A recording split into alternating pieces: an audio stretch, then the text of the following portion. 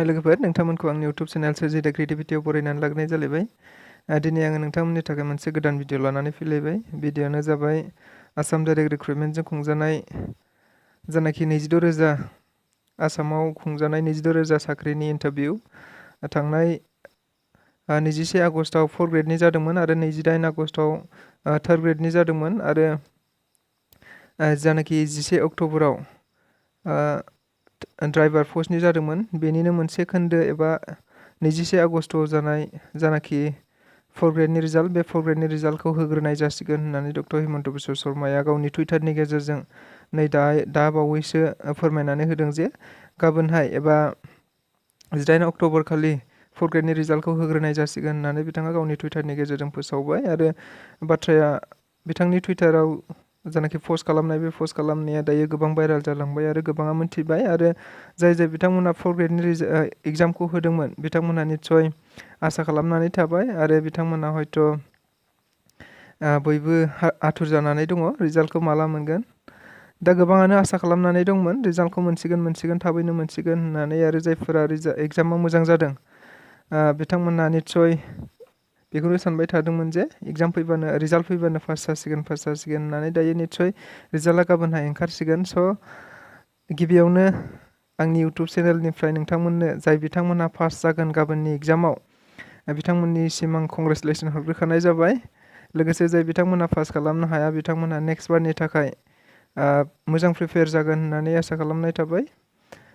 थ' बिदिब्ला जोङो बिथांनि टुइटाराव होनाय जानाखि पस्ट, बे पस्टखौ एसे नायनानै लानि।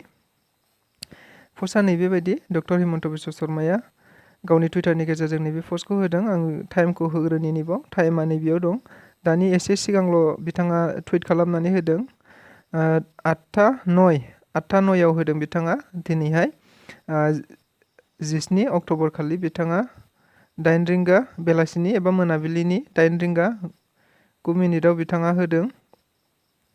मा लिरदों जोङो एसे फरायनानै नायबा क्लियार जागोन। I am happy to inform that Assam State Level Recruitment Commission for Class 4 post एबा ग्रेड 4 नि post is announcing its result for the written test on 18 October 2022.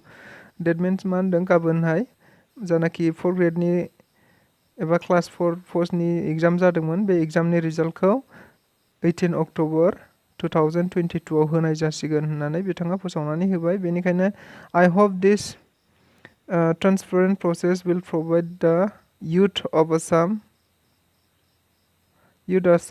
to serve opportunity to serve the state. मा होनदों, बिथाङा गावनि टुइटारनि गेजेरजों बेखौनो रोखायै फोरमायनाय जाखादों। इयुथफोरनि थाखाय बियो मोनसे जोबोद मोजां खामानि एबा स्टेटनि थाखाय खामानि मावनो हानायनि मोनसे मोजां खाबु जागोन होननानै बिथाङा फोरमायनानै होदों। स'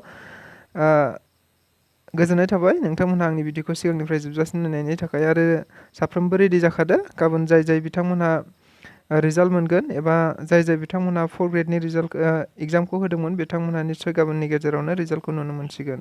स' आंनि भिडिअखौ सिगांनिफ्राय जोबजासिम नायनायनि थाखाय फिन खेबसेबाव साबायखर बावनाय थाबाय। आरो बेबायदिनो गोदान आपडेट मोनबाय थानो थाखाय आंनि इउटुब चेनेलाव नोंथाङा गोदानब्ला साबस्क्राइब खालामनानै लागोन होननानै आसा खालामनाय थाबाय। गोजोन्थों।